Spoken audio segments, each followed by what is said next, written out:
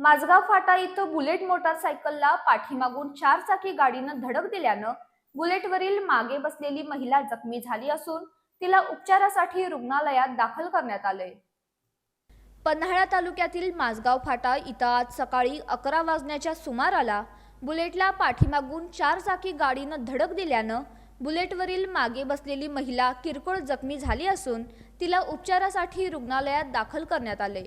याबाबत जमावाकडून समजलेली माहिती अशी की बुलेट चालक हा माजनाळ इथला असून कोल्हापूरच्या दिशेने जात होता। त्याला ओव्हरटेक करत असताना पाठीमागून आलेल्या चारचाकी गाडीने धडक दिल्यानं बुलेट चालक रस्त्याच्या शेजारी असलेल्या गाजरी गवतामध्ये जाऊन पडला। मागे बसलेली महिला किरकोळ जखमी झाली असून तिला चारचाकी चालकानं उपचारासाठी दवाखान्यात दाखल केले। कोल्हापूर कोतोली मार्गाच्या दरम्यान असणाऱ्या या माझगाव फाट्यावर कोणताही डिवायडर अथवा दिशाफलक तसंच गतिरोधक नसल्यानं अनेक वेळा या ठिकाणी वेगवेगळ्या स्वरूपाच्या मोठ्या दुर्घटना घडल्या आहेत। तरी बांधकाम विभागानं त्वरित या ठिकाणी गतिरोधक बसवावेत अशी मागणी चालकातून होतीये।